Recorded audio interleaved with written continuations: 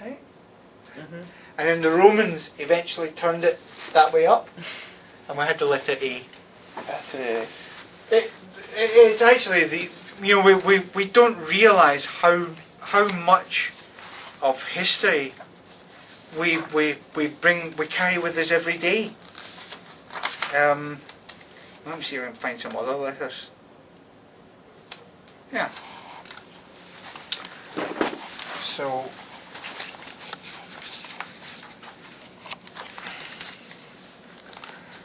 these are Egyptian hieroglyphs, and well, so you can see I keep my bookmarks in my pages, but I don't know what the bookmarks actually mean. I just know it's something interesting. I know I wrote something about it there. Yeah, see. So Daleth was a Phoenician word which came from the Egyptian for a hieroglyph that looked like a door, which became a simpler symbol, which became that symbol, which became that symbol, which became that. Here's the letter H, fence, right? The letter K. Whoa, the K changed. Yep. What was it doing? Like, what was the meaning of that guy? Kaf, the palm of the hand. Oh, that's a So hand in the beginning. Like now that's no hand anymore. Yeah. Wow. You could never do that. Fascinating. Yeah. That's interesting. The hieroglyph for owl became the word M, and the letter M. Interesting. It's fascinating, and we have to realise that stuff that we just kind of take for granted. We've been doing writing systems as human beings. Writing systems first emerged in the Fertile Crescent of Mesopotamia, what is now modern day Iraq, was where humans invented writing about 5,500 years ago.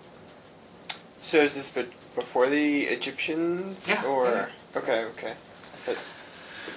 I'm trying to do my timelines of. I think the Egyptians are about 3000 BC.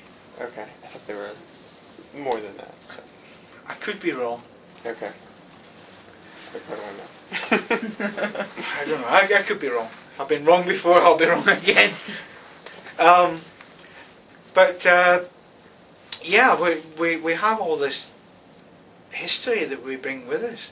I believe we actually learned to read millions of years before then, before we even had writing systems. What did we read? Symbols on a cave? We started off by reading tracks, animal tracks.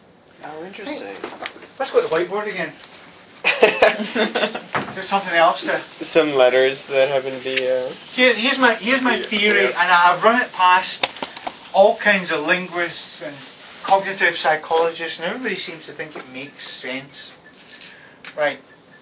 So, one of the... It's not my phone. It's his. So one of the first things that primitive peoples have to teach their children is animal tracking for hunting. Sure. So there's two ways that they use to teach animal tracking. I'm an animal tracker, as you know. That's one of the reasons I've learned so much about reading. Are you really an animal tracker? Yeah, I've learned it all from. Fascinating. Okay. A family of wolves and a male, 175-pound male cougar taught me everything I need to know about how humans read. Oh, that's it's a great true. quote. It's true. A cougar followed me home one time. Oh, really? Yeah, I live out at the edge of the wilderness, out beyond the east of Redmond.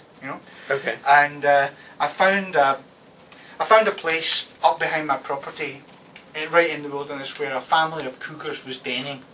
There was a female. Oh. She had 2 kittens, and the male would swing through every now and again.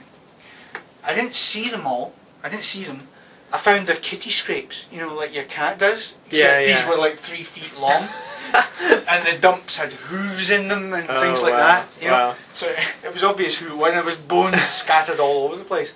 So I spent the whole day tracking these guys and figuring out what they were doing. And realising that they were moving around the woods while I was there, by the way. So they were tracking you. Oh yeah, of course, because they're very curious. Anyway, the next night, I'm sat at home, I'm playing guitar, and my son Eldon pops his head round the door of my studio. He says, "Dad," I said, "What is it?" "There's a cougar at the front door."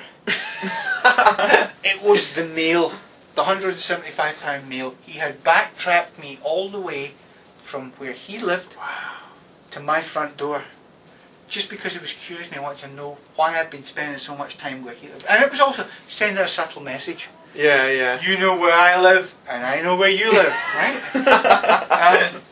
So the thing is, so if you're an animal tracker and you live where I live, yeah, you're operating on a whole different level when you know that the guy who's teaching you, the cougar, might be watching you at any time.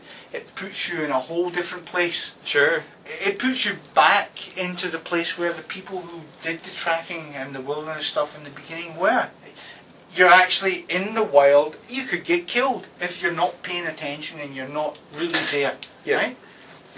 So you have to do that. I was taught to track and taught wilderness awareness skills by a guy called John Young, who was taught by another guy called Tom Brown, who's a really famous tracker, animal tracker, who has a whole school on the East Coast. So, anyway, primitive peoples teach their kids to track in two ways. First of all, they draw tracks in the sand, right?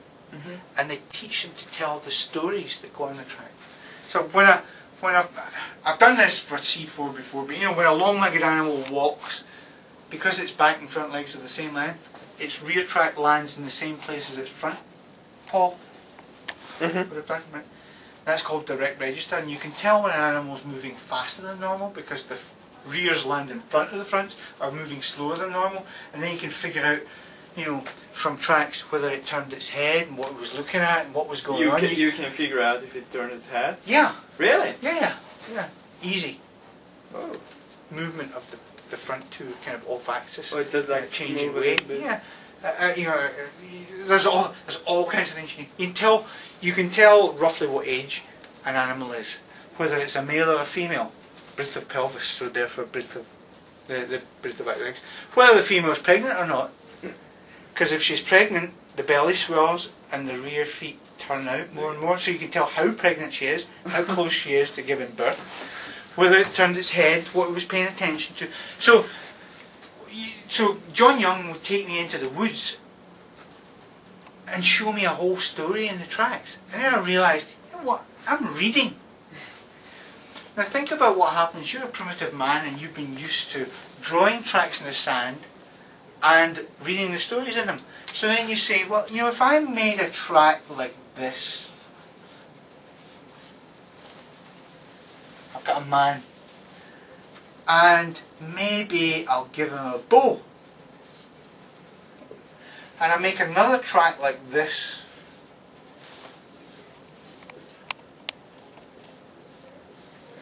which is a deer, right? And then I make a track like this, which is an arrow, and I make a track like this, which is the deer dead. What have I done? I've just written a story.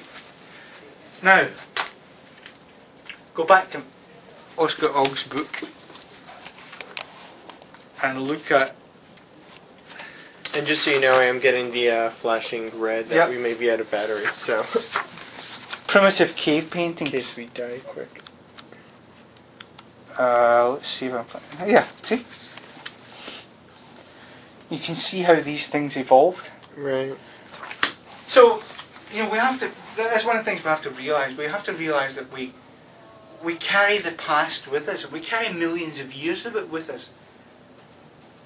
And sometimes we kind of take it for granted, but when you start to study it, is when you realise what is broken and how you can fix it.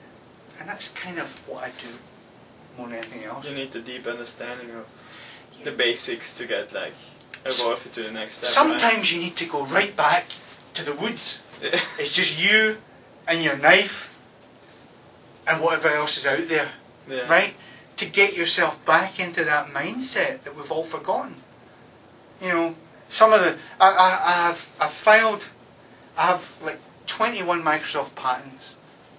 I guarantee that every single one of them is related to things I've discovered when I was out in the woods, or thinking about being out in the woods, or thinking about how the human perception system works. Every single one of them. Yeah. It's amazing. Yeah. Let alone 21 patents. Awesome. So That worked? yeah, I think it was great. Thanks.